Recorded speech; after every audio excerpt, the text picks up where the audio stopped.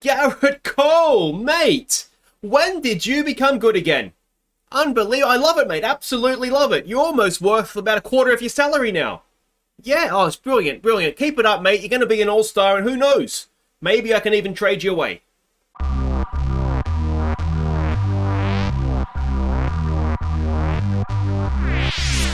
Hey guys, I'm Aussie Villain, and welcome to Season 5, Episode 4 here at the New York Yankees as we look to win the World Series using only American players. Today we're playing the Cleveland Indians, but there is a lot to catch you up on. We have skipped ahead now to June 26th, so over a month. I think we played 36 games, I think, so a little bit to catch you up on, as I said. But the shocking news is Garrett Cole is suddenly looking like a pitcher again. Look at these numbers so far. 23 appearances, 1.05 ERA, a whip of 0.7, an ERA plus of 450, a WAR of 1.1. Like, he's actually good again. He's going to get himself an all-star call-up, and who knows, we might even be able to trade him away to somebody. I doubt it. But if he's going to... he's on 36 million. He's on so much money, but at least he's being good for that money, not like he was when he was a starter and absolutely not doing much for us. But as I said, he's been actually quite decent for us out of the bullpen. He's been a good reliever, but that's not what we pay him $36 million to do, is it? Now, if we go and have a look at the actual screen here, there's no real new injuries to catch you up on. Miser's got a bit of a day-to-day knock, but he's absolutely fine. Isaiah Bennett is back fit. So he's coming to the starting rotation. It's meant that Bellick has dropped into the bullpen. He hasn't been as good as he was last year. But you can see from the standings, we are neck and neck at the top of the division with the Baltimore Orioles. A little bit of a gap then back to the rest of the division, which is a shame. So let's hope that we can overcome the Orioles this season. Now, a couple of things to catch you up on, as I said. The first that we'll look, or the main thing really, is that we've done a trade with the Baltimore Orioles. Now, Ruben that guy, Alavos, he was a scouting discovery with us, so obviously he's no use to us because we can't use him. So as soon as he was promoted from the international complex into our sort of minor league system, what I've been doing with any of those guys, as soon as they actually come into our system outside the international complex, so I don't really know how to find it. I think you can, there's a way to find it, but I can never find it. But anyway, once they're actually in the country, let's say, I'm assuming the international complex is outside of the US. What I do is I try and trade them away, and if there's no one to trade, then I just release them. So this guy was good enough. He was a good scouting find, it looks like. So no doubt that the Orioles is going to come back and haunt us at some point. So we traded him away, and who we got in return is this guy, Will Frisch. I think you would pronounce that. I have no idea how you would pronounce it. He's a bullpen / starting pitcher. He's down at AAA level for us. He did play. You can see he was in the Baltimore Orioles major league side. We don't really have a place for him just now, but I think he could be useful. You can see he's a borderline starter now, potentially a starter of the future. Lack of movement perhaps, but everything else there, I mean, a lack of movement with a slider, and I'm going to assume is maybe a problem. But we'll just kind of see how he gets on. It was better than just releasing that guy. So yeah, Frisch is a Yankee. But let's catch you up on how we've done since last episode. We left off, of course, here with this narrow win at Boston. We then went to Toronto. We lost 2 of 3 against them, which was disappointing. We went to Oakland. We won 2 of 4 against them, so split that 4-game series. Detroit came to us. Now, Detroit, we saw last episode, one of the better teams, if not the best team in baseball this season. They swept us, which was annoying. Baltimore then came to town. We won 2 of 3. We lost 1 in extra innings there, which was a shame. But then we went on a little bit of a run because we swept the White Sox. You can see there 2 wins and then 1 over the page. We won a 4-game series. We swept a 4-game series against Boston, which was huge. Topped off in Game 4 here by a grand slam for JJ. JJ Bleday, grand slam in the 5th. There it is there, 5 runs. And, you hate to see that against the Red Sox, don't you? So that was good to see, a sweep there. We then went and swept Tampa Bay as well. That was 10 in a row.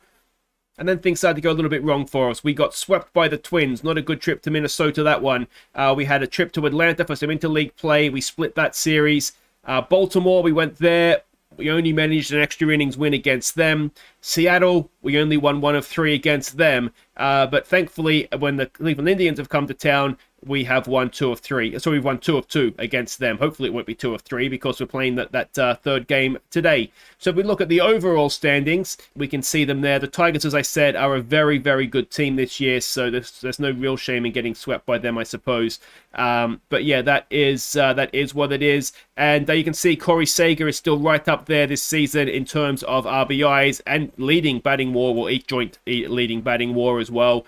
No pitchers up there for us in any of those categories. And the Indians who are playing today, well, they're 20 games back of the Tigers. They're playing, 30 and 42, so a losing record. So it's going to be hopefully a game that we get to see our boys perform against a team that we should beat, because you guys tend to play the better teams and we tend to struggle a little bit.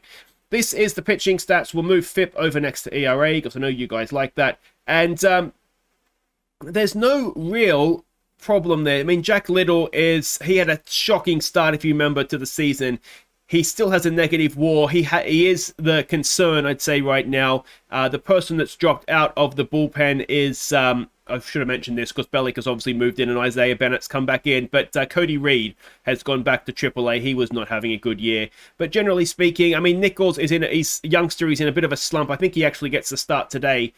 He's not been terrible for a rookie season, but we'd like a little bit more from him, and hopefully he'll get himself out of that slump today against Cleveland. And if we look at the hitting side of things, it's going fairly well. Corey Seager is having a very good year. Dominic Smith is having a good year for us, his first year with us, of course. Everybody else is kind of doing okay. There's been a few slumps going. The one thing that has happened is Jordan Grosjean. We've moved him up to second in the order. Now, if we have a look here, lineup, batting second, he's batting .287, second in the lineup, an on-base percentage of .340, so we can see all the numbers there yourself. So he has maybe found a spot in the lineup a little bit higher up. As I say, he's done really, really well there from, 20... How many games did he... doesn't say how many games he started there, but over 100 plate appearances, almost 100 at-bats. I think it's a decent enough sample size to say maybe that's his spot in the lineup for us. So that is excellent to see. But that is now everything caught up on, I believe. Yes, it is. So let's go check the lineups for this game against Cleveland. All right, and we can see them here. It is David Fletcher leading us off at second base. Jordan Grosjean bats second at third. Smith bats third at first. Corey Seager, the cleanup, he's at shortstop. Joe Adell in right field bats 5. JJ in left field bats 6. Stuart Fairchild, still going, is the designated hitter. He bats 7. Isbell, the center fielder, bats 8. It is Carson Kelly, the catcher, batting 9. Nichols, as I said, is on the mound for us. We're up against Carter Boehmler, is it? Boehmler. ERA this season for him of 5.71. Yes, please. Let's have some of that. A whip of, where's whip? Of 162. ERA plus of 83. A WAR of .03. So he's not having the best of seasons. He's an extreme fly ball pitcher with no movement or control. So let's hope that he has a bad day. And here we go, back at Yankee Stadium. TJ Nichols to lead us off against Jimenez, who's batting .290 this year. Now, while waiting for the game to get underway, I do have to say a big, big thank you to a new Patreon supporter, Jacob Gardoki. I think I pronounced that correctly. Thank you so much, mate. As I said last episode, I've been lucky this week and got a nice little boost to the Patreon. It's certainly not expected, but it is greatly appreciated. There is a link down top of the description if you enjoy my content and you are able to and want to. There is a link there to support the channel in that way. But yeah, thank you everybody who is already a Patreon as well. And if you're not, just watch the ads for me. That's absolutely fine. And TJ Nichols getting off to a good start here. 2 up, 2 down. Jones now batting .227 comes in. An 0-2 pitch. And a strikeout for TJ to end the top of the first. Nicely done.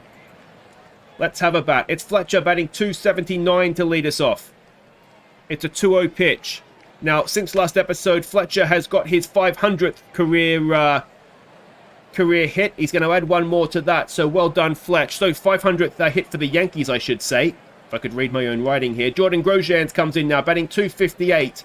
He gets a walk, 2 on with no one out, and it's going to bring up Dominic Smith. Now, since last episode, he has got his 500th career RBI. Can he add to that? No, as he strikes out. And up comes Corey Seager batting .316. And he has... Oh, not a double play. Not a double play. He just about gets there. So 2 away. Runners at the corners for Joe Adell batting .263 this season. Oh, and Joe Adell pops it up. And that will end the first. Nothing there for us. It is Del Castillo coming in, batting .205 for them. He's going to face TJ Nichols. Can he have a good second innings as well?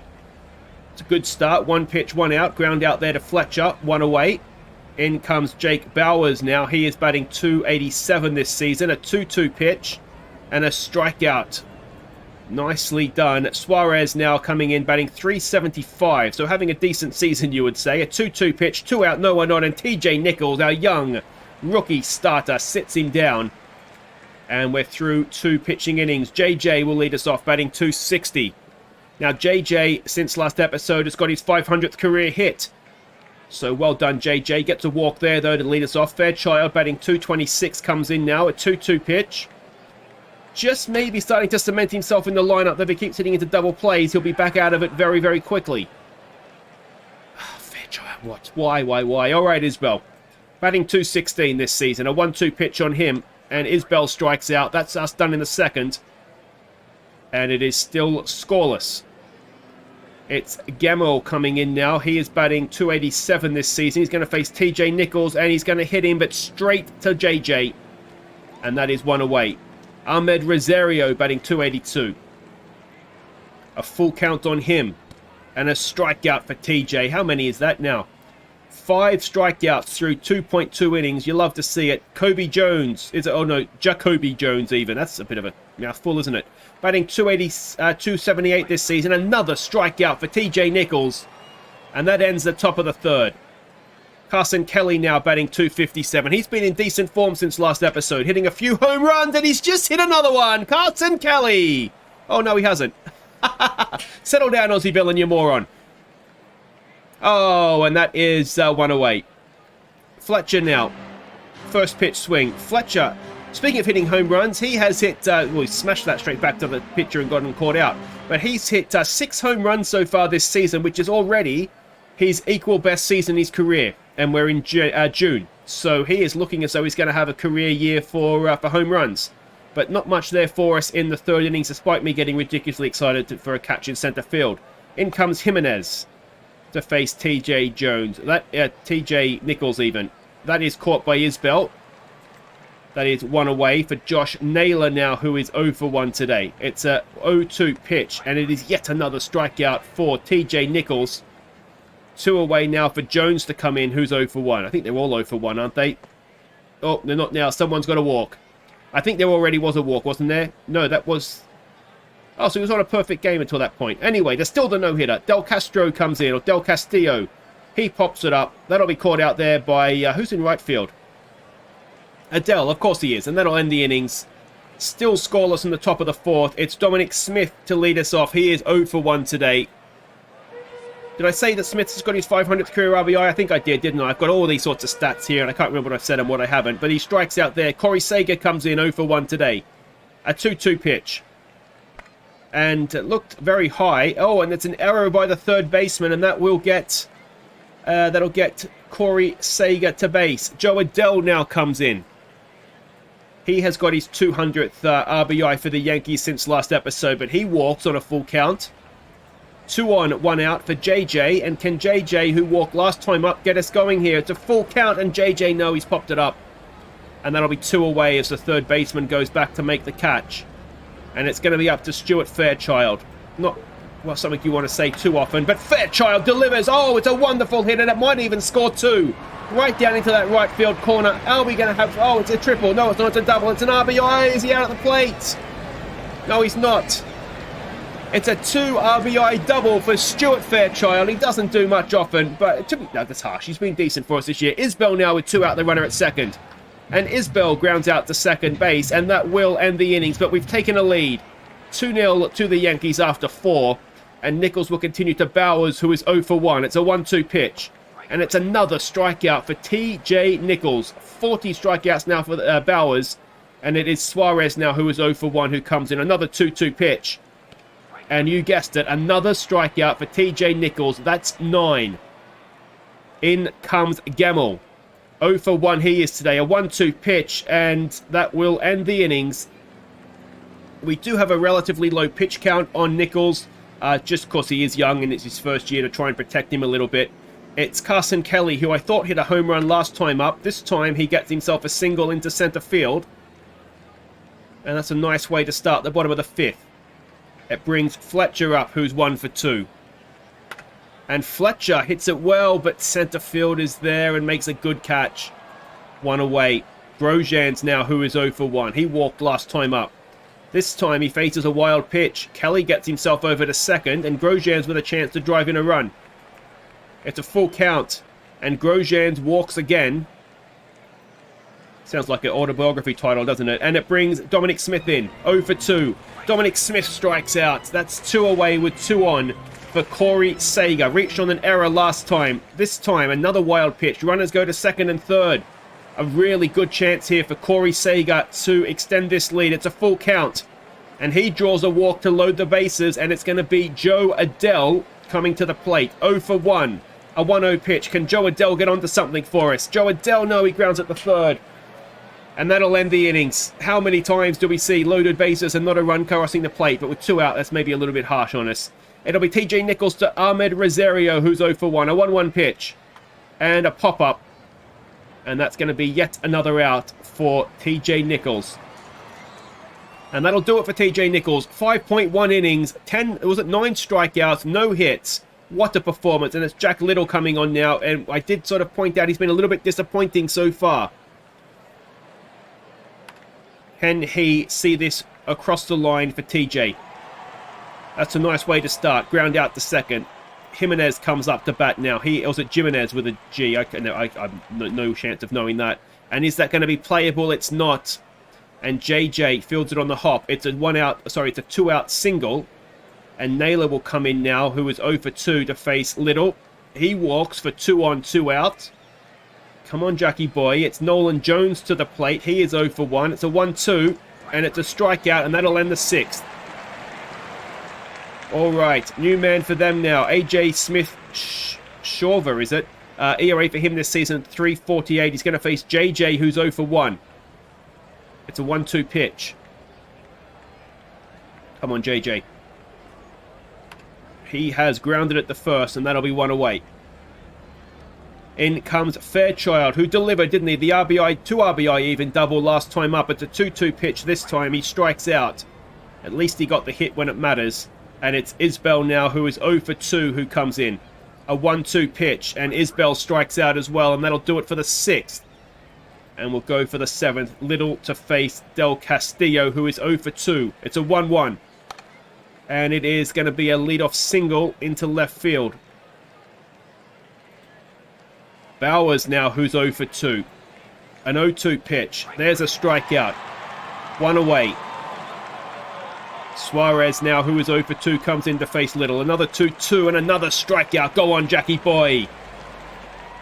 2 outs, 1 on. It is Brandon Ballack coming in now. He has been in our starting rotation. He comes in to face Gamble.